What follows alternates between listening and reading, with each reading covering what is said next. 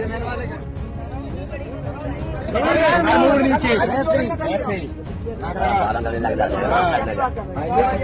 नहीं करेंगे, कभी मत करना, इतना समझ लेना। तुम पंडित यहाँ से चुटैया करवाए हैं।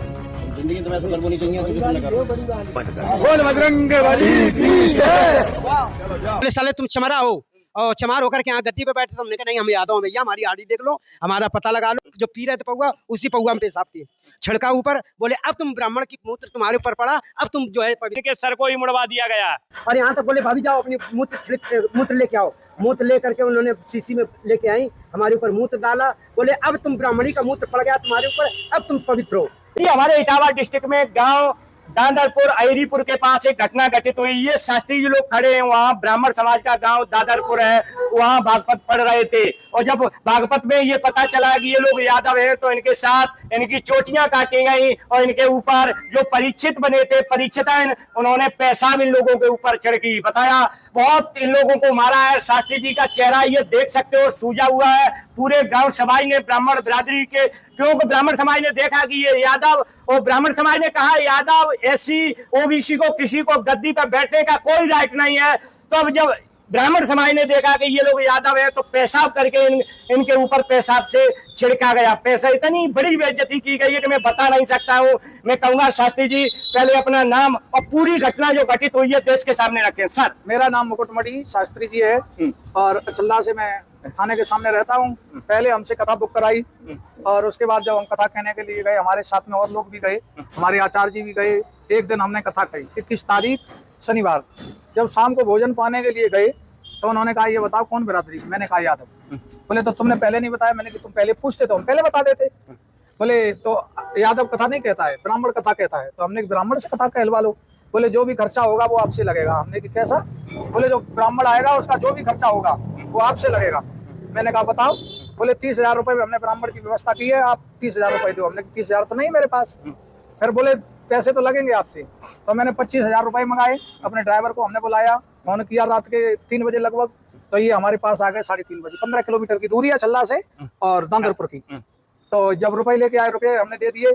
उसके बाद उन्होंने कहा अब इनको मारो। मारपीट की, पहले भी मारपीट की। उसके बाद उन्होंने एक जंजीर हमारी थी वो ले ली, एक अंगूठी ले ली, 3 अंगूठी हमारी वापस कर दी। एक आचार्य जी की अंगूठी सोने की थी वो भी ले ली और इनके 700 रुपए थे वो ले लिए।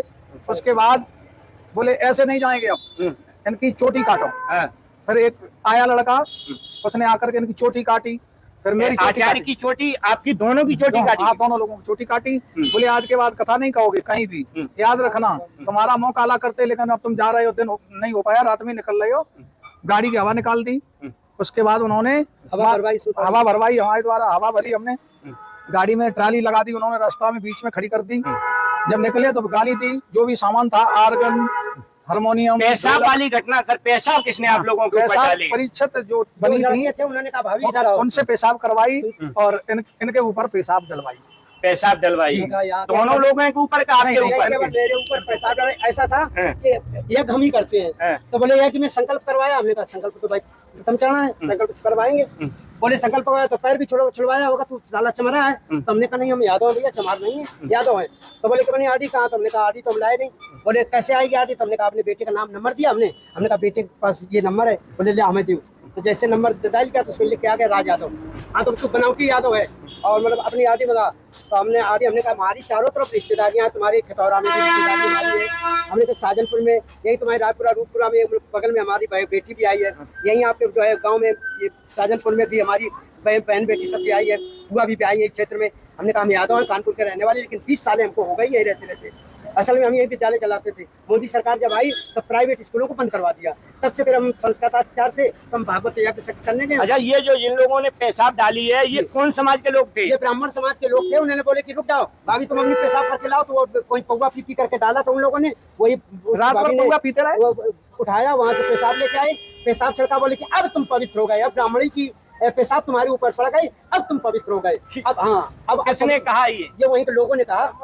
अब ब्राह्मणी की पेशाब में इतनी तासीर होती है कि लोग पवित्र हो जाते हैं। आप लोग यज्ञ करते हो क्या? यज्ञाचार हैं और ये हमारे मुख्य वक्ता है भागवत। मैं कहूँगा ऐसे पाखंडियों से अपनी दिमाग को थोड़ा सुधारो कि महिलाओं को, हालांकि मैं महिलाओं का बहुत बड़ा सम्मान करता हूँ, तुम महिलाओं की पेशाब करवा के इन शास्त्रियों के ऊपर छिड़कवा रहे हो, कह रहे हो पवित्र हो जाओगे। अरे तुम वास्तविकता सनातन धर्म के लिए कलंक हो। आप जैसे लोग, कैसे लोग सनातन धर्म पर विश्वास करेंगे जब आप इतना पाखंड करोगे। अगर यादव या एससी कोई अगर भागवत करेगा या भगवान का भजन करेगा तो उसके ऊपर आप पेशाब डालोगे, है? ये तो बहुत गलत है। आप वास्तविक ब्राह्मण हो ही नहीं सकते हो। ब्राह्मण जाति विशेष से नहीं होता है, ब्राह्मण वही होता है जिसे ज्ञान हो। आपको ज्ञान नहीं है, आप तो केवल जात को देखते हो। अरे आपसे अच्छे तो वो वाल्मीकि समाज के लोग हैं जो सफाई करते हैं, ये बहुत बड़ी सच्चाई है। आपसे ज्यादा वो पवित्र है वाल्मीकि समाज के लोग जो समाज हमारे हर जगह सफाई का काम करते हैं, और वो महान है। ऐसी समाज के लोग महान है, आपके योग्य, आपके महान है। आप केवल नफरत पैदा कर सकते हो। ऐसे आचार्य बंधु, ऐसे शास्त्री जो भागवत मंचों पर भागवत करते हैं, उनके ऊपर पेशाब डालोगे, बहुत गलत है। आप वास्तविक देश के लिए आप जैसे लोग खतरा है, समाज के लिए खतरा है, सनातन धर्म के लिए आप जैसे लोग खतरा है। आपकी विचारधारा सनातन धर्म को हमेशा नीचा दिखाएगी। कैसे दिखाएगी? कौन करेगा सनातन धर्म पर विश्वास जब केवल ब्राह्मण के अलावा इन्हें आप चारपाई पे नहीं बैठने दोगे? ऐसी को तुम ऐसी समाज के लिए क्या कहा?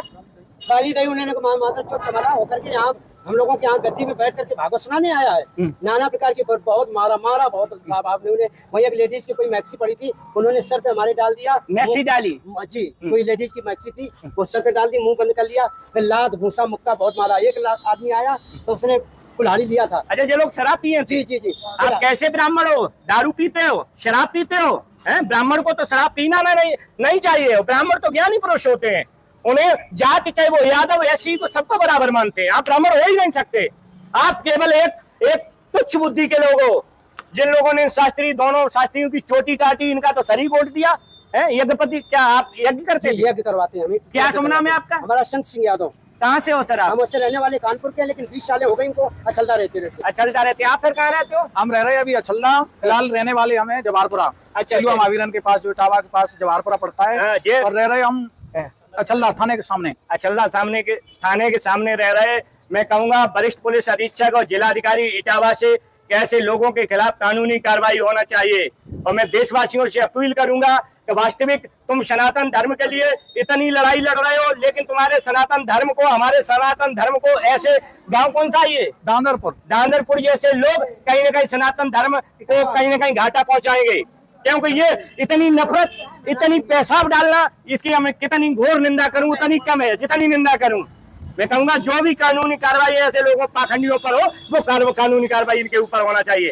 बहुत बहुत धन्यवाद। इसी के साथ मैं कपिल यादव, MBM न्यूज़ 24, इटावा, उत्तर प्रदेश।